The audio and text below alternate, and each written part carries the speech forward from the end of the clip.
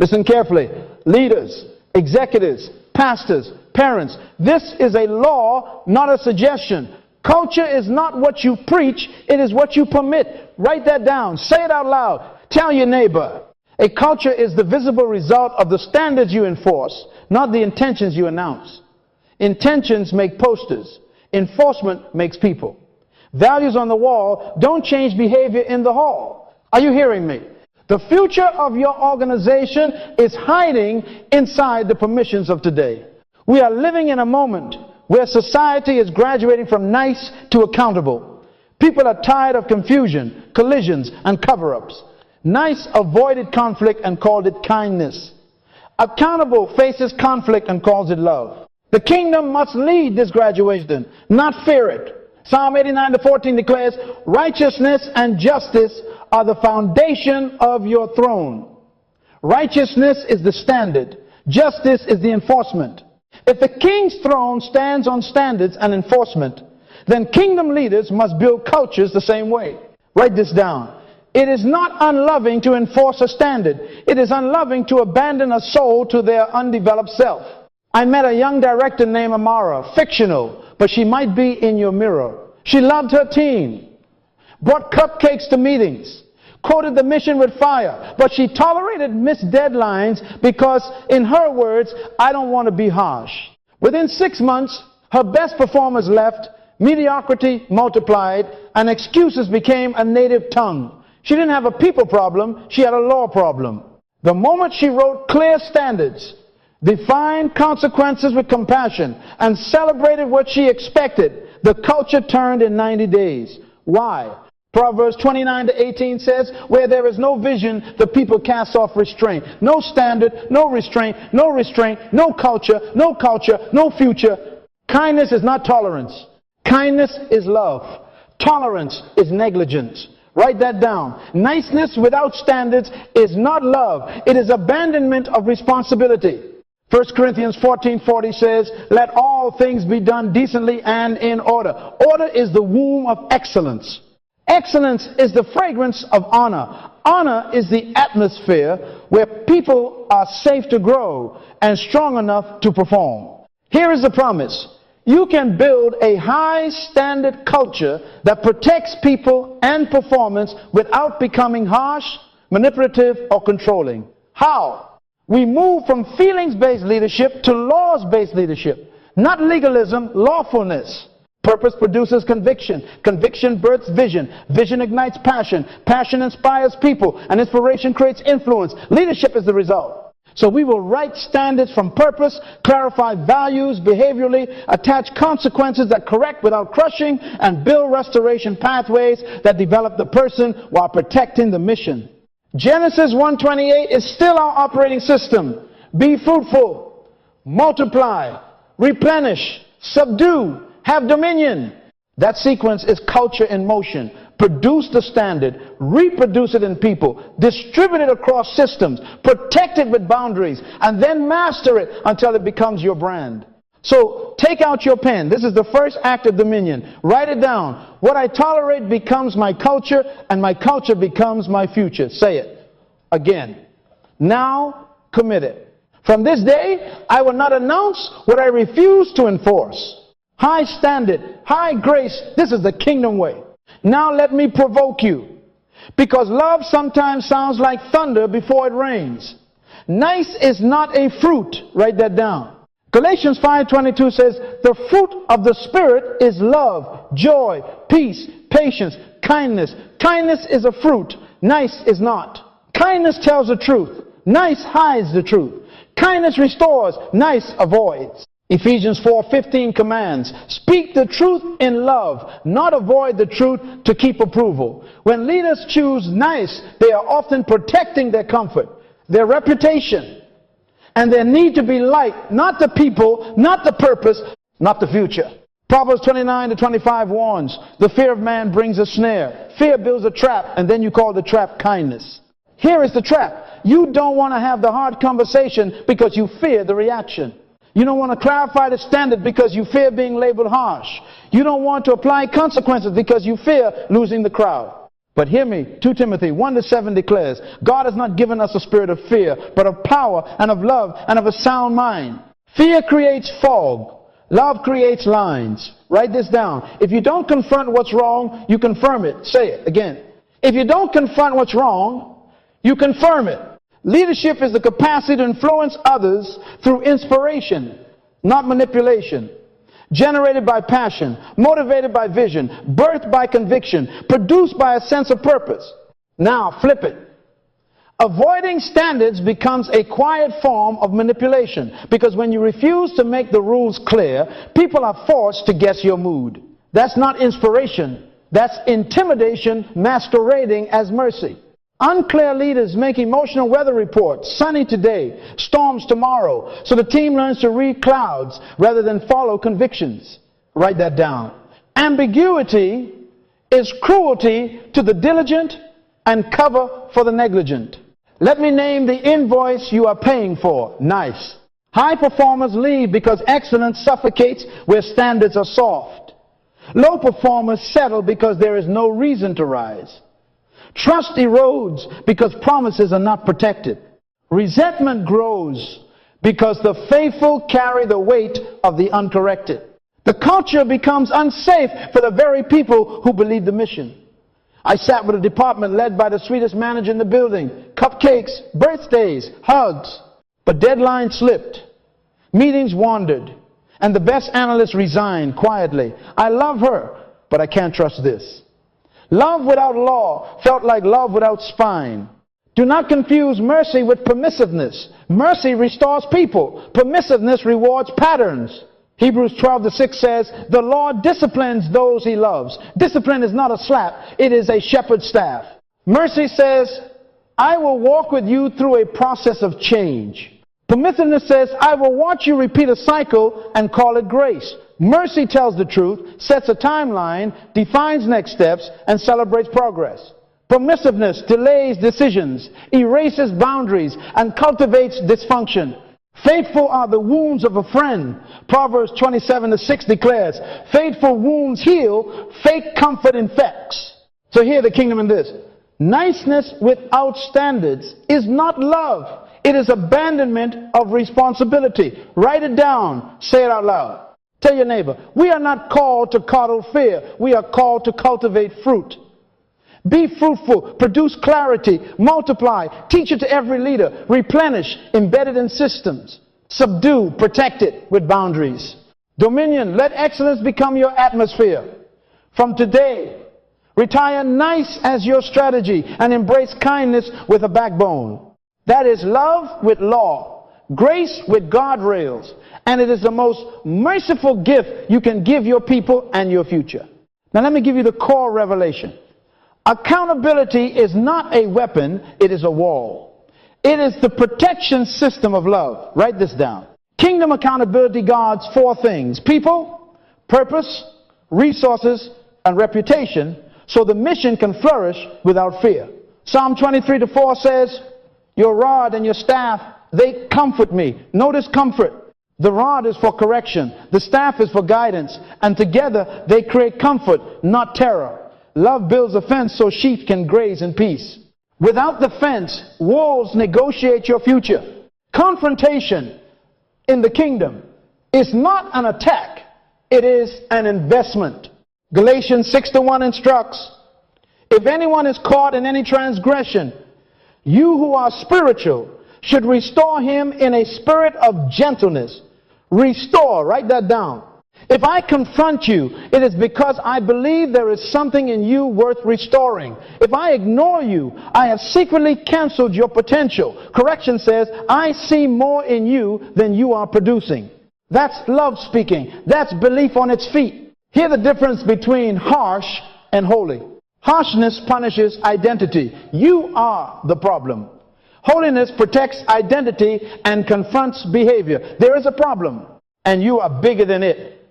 Jesus to the woman caught in adultery is our pattern. Neither do I condemn you. Go and sin no more. John 8. He preserved her dignity and changed her direction. Kingdom accountability keeps the person while changing the pattern. Say it out loud. I address behavior to preserve identity. Write that down. Now here is the governing equation. Standard plus support. High expectations without empowerment is oppression.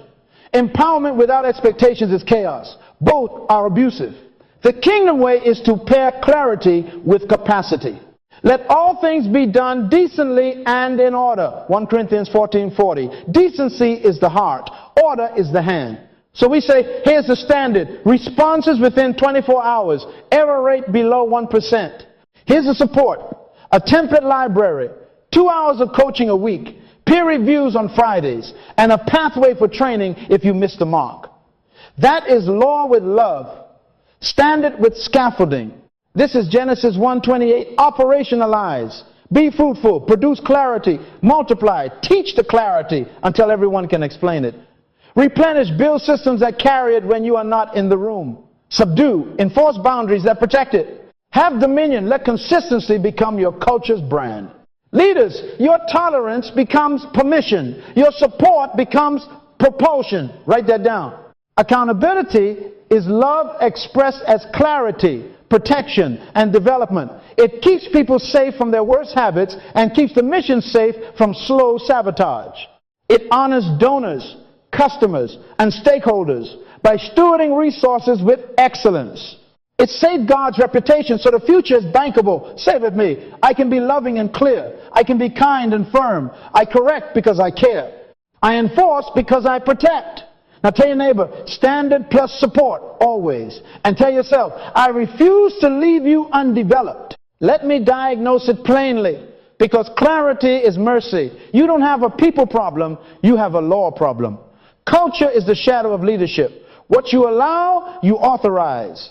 Write that down. Say it out loud. A leader's tolerance becomes the organization's permission slip.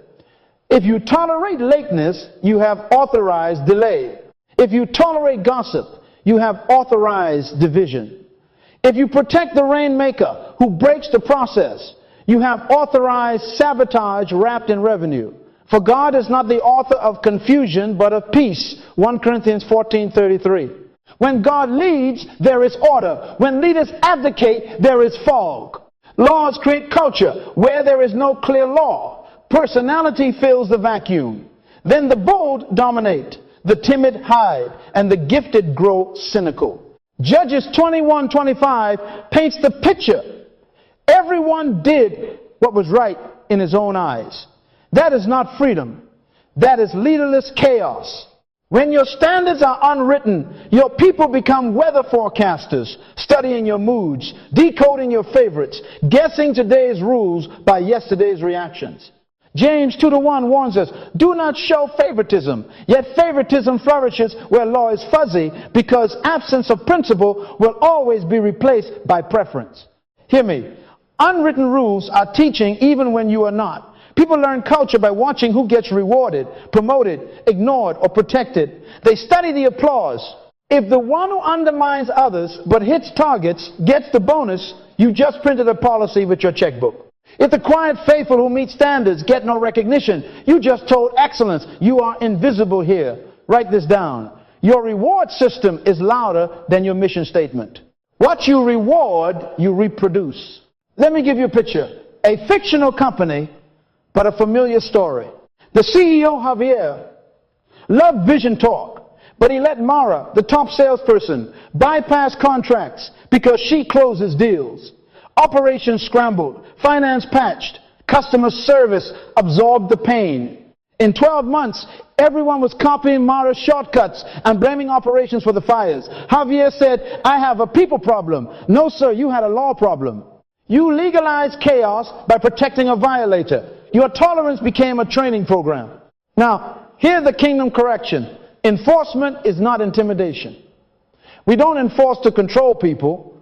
We enforce to free them to do their best work. Romans 13:3 says, rulers hold no terror for those who do right, but for those who do wrong. In kingdom culture, the diligent feel safe. The confused feel guided. The reckless feel boundaries. The rod and the staff still comfort. Law is liberty's fence. So we return to Genesis 1:28 as our operating system. Be fruitful, produce clear standards, Multiply, teach them until everyone can say them. Replenish, embed them in systems so they don't leak. Subdue, protect them with consistent consequences.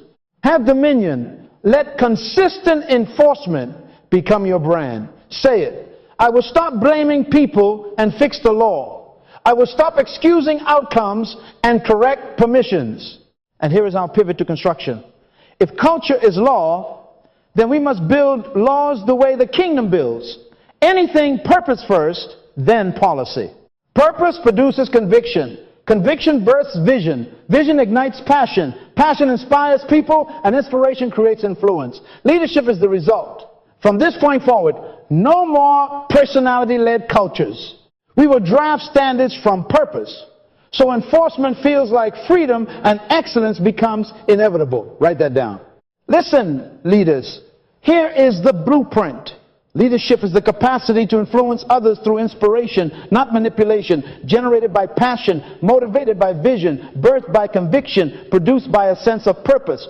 Now turn it upside down. Start where God starts purpose. Write that down. Say it out loud. Purpose produces conviction, we must. Conviction births vision, we see. Vision ignites passion, we burn. Passion inspires people, we want. Inspiration creates influence, we follow. Influence yields leadership, we move. If you skip purpose and start with policy, you get rules without revelation. And rules without revelation always feel like control, not care. That's why standards feel harsh when they are detached from purpose. Write it. Purpose makes law feel like love. Habakkuk 2:2 says, write the vision and make it plain. Vision is purpose articulated for motion. Without that, policies become handcuffs. With it, policies become harnesses. Jesus modeled it.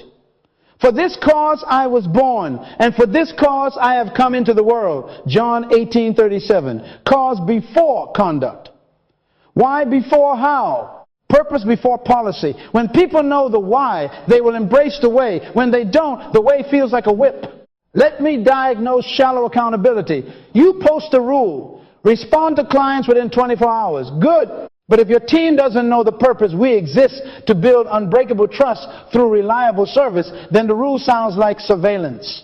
With purpose, the same standard sounds like protection. We won't let trust decay. Same rule, different revelation. The difference is purpose. Write this down. Clarity of why turns requirement into responsibility and burden into belonging.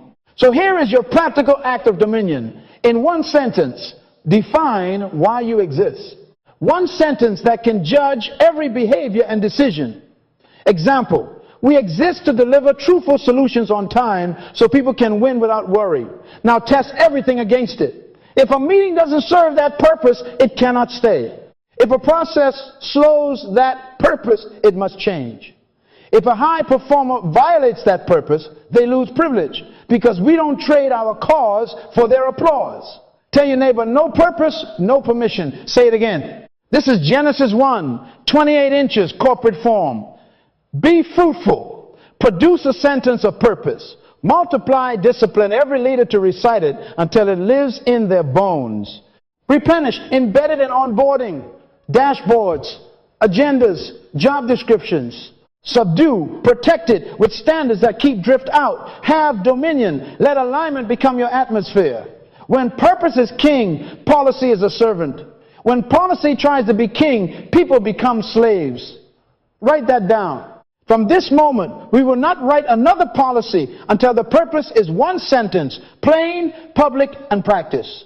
Once the purpose is clear, we can establish laws that protected values translated into behaviors. Behaviors enforced with grace. That is how culture stops being a poster and becomes a constitution. Now we turn posters into policies, poetry into practice, values into verifiable behavior. This is the culture constitution. Write this down. Values are poetry. Standards are policy. Convert ideals into observable behaviors. Deuteronomy 6:9 says, write them on the doorposts of your house and on your gates. Why write? Because what is written can be read, repeated, and regulated. If it lives only in your head, it will die in your hallways. A value that cannot be described behaviorally cannot be enforced consistently. Say it again. James 1:22 commands, be doers of the word and not hearers only. Doing requires definition. Here is your simple template for every value you claim.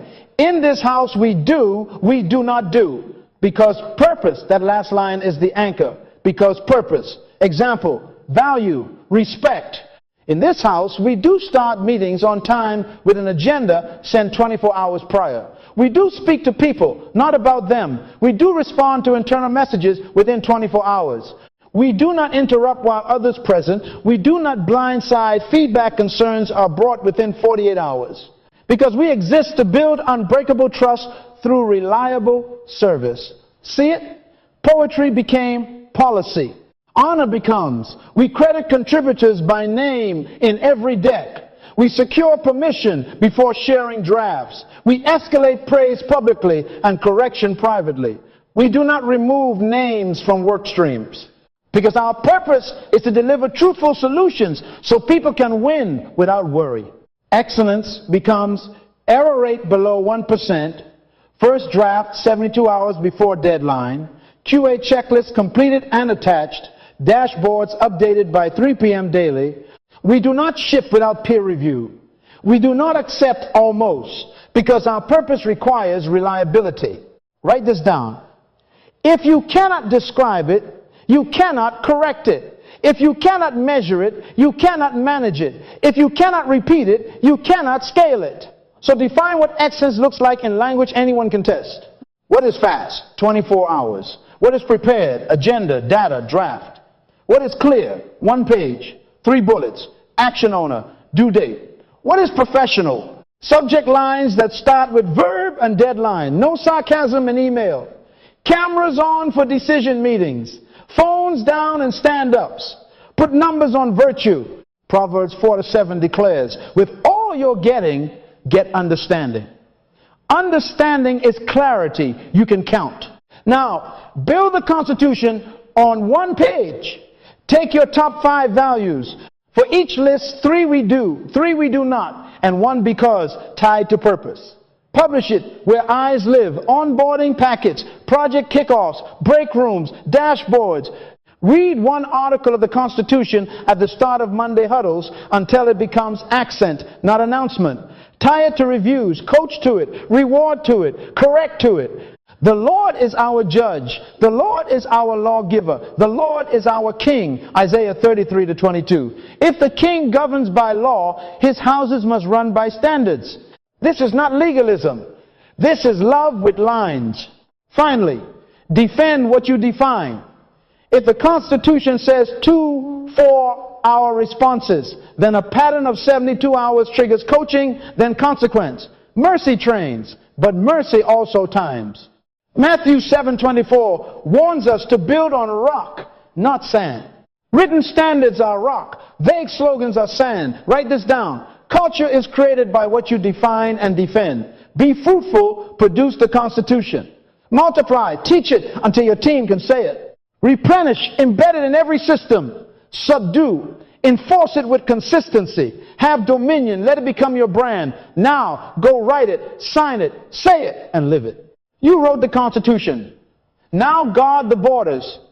Listen, justice protects the community. Mercy restores the individual. Both are love. Write that down. Psalm 89:14 says, righteousness and justice are the foundation of your throne. Micah 6:8 adds, do justly, love mercy, walk humbly. In kingdom culture, justice is not a hammer, it is a shield for the many. Mercy is not a loophole, it is a ladder for the one. Consequences are not cruelty, they are the guardrails of love. Say it. Again, consequences are the guardrails of love. Design your consequences the way the king designs his predictable, proportional, and redemptive. Predictable means the latter is published before the incident, no surprises, no mood swings. Proportional means the response matches the risk and the repetition. We don't use a bulldozer for a cup. Redemptive means every step teaches, equips, and offers a way back. Avoid emotional punishments, silent treatments, sarcasm, public shaming. Jesus said, if your brother sins against you, go and tell him it's fault between you and him alone. Matthew 18:15. Private correction, public praise. Write that down. Dignity first, always. Now, learn this distinction. Incident versus pattern. An incident is a miss. A pattern is a map. Treat an incident as coaching. Treat a pattern as a violation of culture law. Someone submits one late report, coach, clarify, resource. Someone submits late reports 3 cycles in a row after support and reminders. That's not confusion. That's a culture breach. Ecclesiastes 8:11 warns, because sentence against an evil work is not executed speedily, the heart of the sons of men is fully set to do evil. Delay disciples, dysfunction.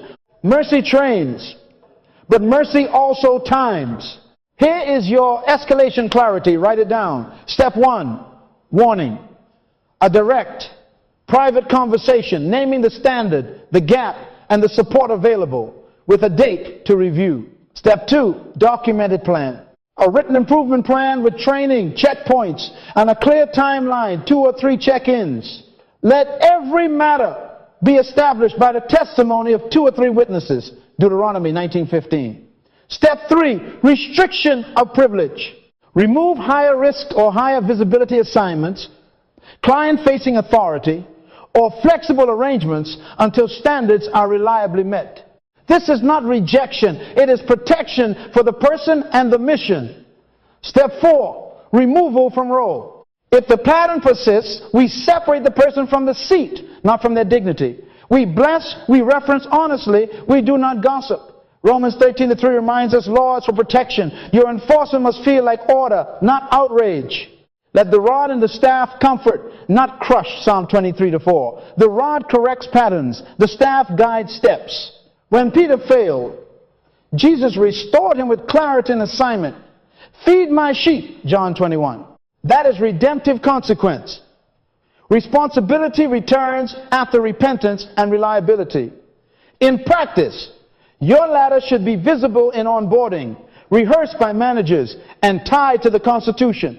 Be fruitful, produce the ladder, multiply. Train every leader to use it. Replenish, embed it in HR systems. Subdue, apply it consistently. Have dominion. Let safety and fairness become your brand. And hear this transition. Consequences live or die by conversation. Laws on paper without courageous, dignified dialogue are decorations. So sharpen your tongue for truth and your heart for honor, because next we confront the kingdom way. Now we confront the kingdom way, because direct, dignified confrontation is the shortest path to trust. Write that down. Trust does not grow in shadows. It grows in light. Ephesians 4:15 commands, speak the truth in love. Truth without love is brutality. Love without truth is betrayal. Proverbs 27:5 says, open rebuke is better than hidden love. Hidden love keeps quiet. Kingdom love speaks up first. Let me expose manipulation. Because many leaders have been using control while calling it care. Silence is not kindness. It is sabotage. People can't fix what you won't say. Sarcasm is not humor. It is a coward's weapon, cutting without owning the blade. Spiritual language can become a smokescreen. I'm praying about it as a delayed tactic when Matthew 18:15 already told you to go quickly to your brother. Indirect hints and vague posts are hostage-taking, making the whole room pay for the courage you refuse to exercise. Write this down. Clarity is leadership. Hints are manipulation. Here is your conversation flow. Practice it until it becomes your accent. Step 1, affirm identity. You are valuable to this team. I believe in your capacity. Step 2, name behavior. Not you always, but here's what happened. In Tuesday's client review at 10 a.m., you interrupted Sarah twice during her presentation. Step 3, state impact. That created confusion for the client and discouraged your teammate. Step 4, restate the standard. Our Constitution says we don't interrupt and we credit contributors by name. Step 5, invite ownership. What do you see and what do you own? Step 6, agree on next steps. Here's the plan. You'll meet Sarah to repair trust by Friday. For the next 2 reviews, You submit questions in writing until we see consistent alignment. Write it down. Identity, behavior, impact, standard, ownership, steps. Replace assumptions with specifics. Trade, you're disrespectful, for you rolled your eyes and spoke over her twice. Exchange, I think you don't care for. Your report was 48 hours late without notice. James 1:19 counsels, be swift to hear, slow to speak, slow to wrath. So listen first, then land the standard.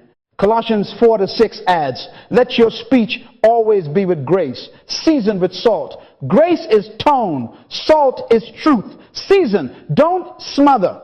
Timing matters. Confront quickly, privately, and with preparation. Don't let resentment ferment into explosion. Ephesians 4:26 says, do not let the sun go down on your anger.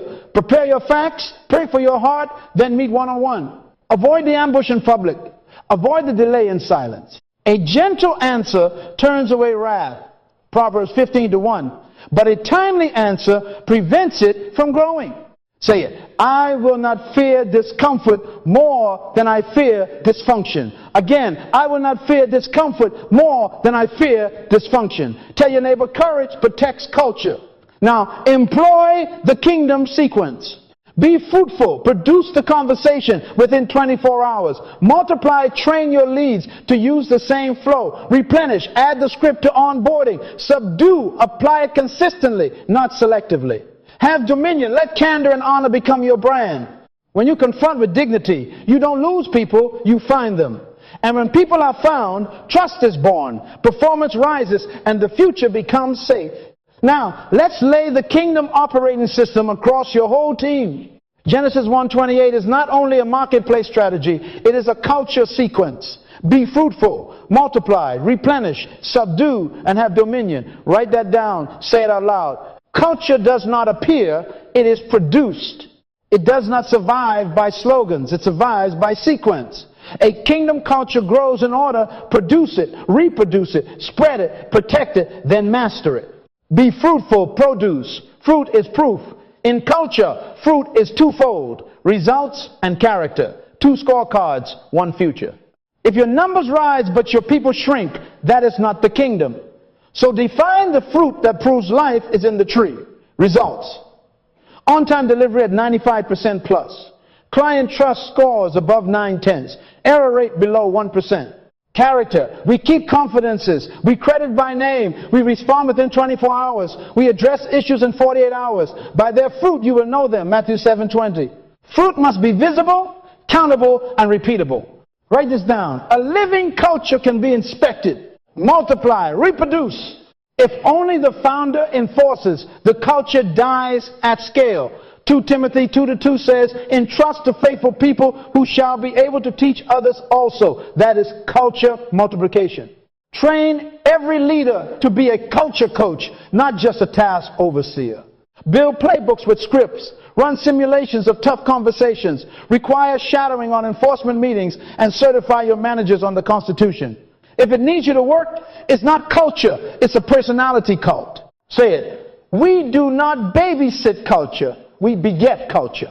Replenish, distribute. Replenish means you build systems that keep the shelves stocked with culture when the founders are off the floor. Deuteronomy 6 says, talk of them when you sit, when you walk, when you lie down, and when you rise up. Translate that into rituals. Onboarding modules that teach the we do, we don't statements. Monday huddles that read 1 clause of the Constitution. Story segments called This Is Who We Are, where a team testifies how a standard protected a client. Language cards, so everyone speaks the same phrases. Standard plus support. Identity, behavior, impact. Put culture in orientation, calendars, dashboards, and celebrations. Make it normal, not novel. Subdue control. Love builds fences. Address chaos quickly. Remove toxins. Close loopholes. Stop exceptions. Exceptions are execution termites. Small, silent, and destructive. A little leaven leavens the whole lump. Galatians 5-9. No moral clause for the rainmaker. No private rules for public performers. Publish the consequence ladder and apply it predictably. Close process gaps that let lateness, gossip, or scope creep thrive. Subdue is not harsh. It is holy protection. The diligent should feel safer every time you enforce. Have dominion, mastery. Dominion means your culture becomes a reputation. Proverbs 22:1 says, a good name is to be chosen rather than great riches. Become known for excellence and safety. Clients say they are reliable and right. Candidates say they are firm and fair. Partners say they keep their word. Your culture becomes a magnet. Top talent self-selects. Wrong fit self-exits. That is mastery. Your standards become your brand. Say it with me. Be fruitful, multiply, replenish, subdue, have dominion. Write this down. Today we choose sequence over slogans. Produce the fruit metrics and behavior proofs. Multiply coaches, replenish through rituals, subdue exceptions, and let dominion crown you with a name worth trusting. Let's expose the loudest preacher in your organization. It is not your mission statement. It is not the poster in the lobby. It is your reward system. People don't follow vision statements. They follow reward systems. Write that down. Say it out loud. Your reward system is your real theology of culture. Jesus said, where your treasure is, there your heart will be also. Matthew 6:21. Translation. Wherever you put honor, access, and advancement, that's where your people will place their energy. You can preach teamwork all day, but if the solo hero gets the bonus and the spotlight, you are discipling Lone Rangers. Audit your rewards in 3 channels: praise, access, and advancement. Praise is public honor. Who gets the shout-outs in the all hands? Whose stories do you tell? Do you celebrate the quiet faithful who follow the Constitution, or only the flashy closers? 1 Samuel 2:30 says, those who honor me, I will honor. Leaders, what you honor, heaven will amplify in your house. Access is opportunity. Who gets the strategic projects? The better mentors, the seat in the room where decisions are made. If access follows charisma instead of character, you will reproduce charisma without character. Advancement is roles, compensation, and influence. Who moves up? On what basis? Luke 16:10 gives the law. He who is faithful in a very little thing is faithful also in much. Advancement should not reward only output. It must reward faithfulness to the culture. Here's the hypocrisy we must kill. Promoting high output with low character teaches the team that standards are negotiable. You preach the Constitution, then you promote the Constitution breaker because they deliver. That is double-minded leadership. James 1-8 says, the double-minded are unstable in all their ways, and so will be your culture. Write this down. When you reward a violator, you enroll the whole team in violation training. So build dual metrics, 2 scorecards, 1 verdict. Performance and culture behaviors. No one is excellent who violates the Constitution, period. Give every role a results index, the numbers, and a culture index, the behaviors. Results, revenue, delivery, quality, culture, response time, collaboration, honoring contributors, on-time communication, adherence to process. A 10 on results and a 4 on culture is not a promotion. It is a coaching plan plus restricted access until alignment is proven. Proverbs 20:20 says, a faithful person will be richly blessed. Make faithfulness measurable. Tie bonuses to both indices. Gate leadership roles behind both. Publish the rule. No leader with a culture index below standard, regardless of results. That's not punishment. That's protection. Align praise, access, and advancement with these 2 pillars. Praise stories that show results done the right way. Give access to those who model the way. Advance those who produce fruit and keep the tree healthy. He who tends the fig tree will eat its fruit, and he who cares for his master will be honored. Proverbs 27-18. Tend the tree, reward the tenders. Now I hear your fear. Won't this feel harsh? Not if you ground it in identity and restoration. You confront with dignity. You coach with resources. You time with mercy, and you restore with assignments. High standard, high grace. Be fruitful. Define the dual metrics. Multiply, train managers to score and coach both. Replenish, bake them into reviews and bonuses. Subdue, refuse exceptions. Have dominion, let fairness and faithfulness become your name. Because what you reward, you will surely reproduce. Hear me, leaders. Accountability and control may use the same words, but they carry different spirits. Control manages people to protect the leader. Accountability develops people to fulfill purpose. Write that down. Say it. Purpose over ego. The moment you use standards to secure your image, you have slipped from kingdom leadership to earthly lordship. Jesus said, "It shall not be so among you," Matthew 20:26. And Peter adds, "Not lording it over those entrusted to you, but being examples to the flock," 1 Peter 5:3. Accountability becomes control when it serves ego instead of purpose. So we install 3 guardrails that keep love on the road: transparency, consistency, and compassion. Transparency means the rules are clear, public, and practical. Publish the Constitution, the dual metrics, and the consequence ladder where everyone can see them. No mystery policies, no private standards. Habakkuk 2:2. Write the vision and make it plain. Plain means I can find it, I can say it, I can do it. If it's not written, it's witchcraft. People feel controlled by moods rather than guided by laws. Write that down. Consistency means no favoritism. Same standard for the rookie and the rainmaker. James 2 warns against partiality. Exceptions erode trust faster than mistakes. Apply the latter predictably, not emotionally. If a leader breaks the rule, enforcement must be swifter, not softer, because influence multiplies impact. Publish outcomes so the house learns. In this family, law is king and persons are protected. Compassion means there is a pathway to succeed. Accountability without support is accusation. Don't demand fruit where you have not provided cultivation. Give seed, soil, sun, and water, coaching, training, tools, and time. Ephesians 4:12 says, "Equip the saints for the work." Equip is a verb. Job scorecards with crystal clear outcomes, checklists and templates, shadowing and rehearsals, sane workload and lead time.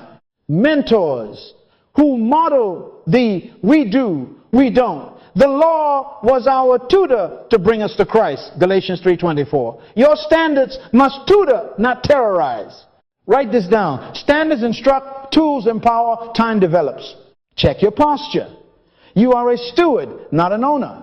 It is required in stewards that one be found faithful, 1 Corinthians 4:2. Stewardship asks, what preserves the people and the purpose? Ego asks, what protects my position? Kill the ego. Add this confession to your leaders' meeting. I serve the purpose. The purpose does not serve me. Say it again. When standards serve people, accountability feels like safety. When standards serve self, accountability feels like prison. Now build the support structures into your rhythms. Before the deadline, provide training.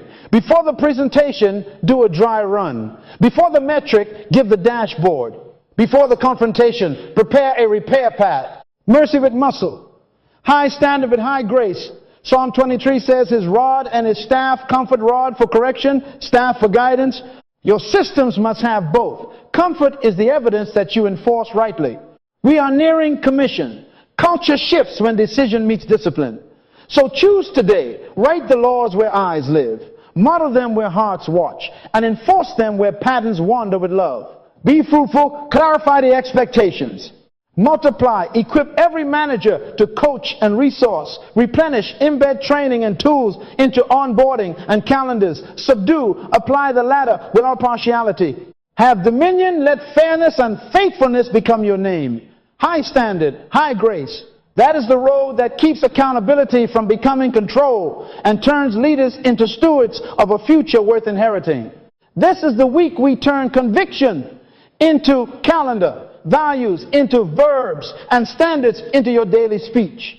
Habakkuk 2:2 says, write the vision and make it plain, that he may run who reads it. Write, then run. Joshua 1:8 adds, meditate on it day and night. Do according to all that is written. Then you shall make your way prosperous. Write, rehearse, do, then prosper. A culture shift happens when you write the standards, live them publicly, and enforce them consistently with grace. Say it. We will write, we will live, we will enforce with grace. Day 1, purpose. Write your purpose sentence in one breath. We exist to, so that. Purpose is the parent of law. Without purpose, policy feels like prison. Post it where eyes live. Pray it aloud at the start of your huddle. Every judgment this week will bow to that sentence.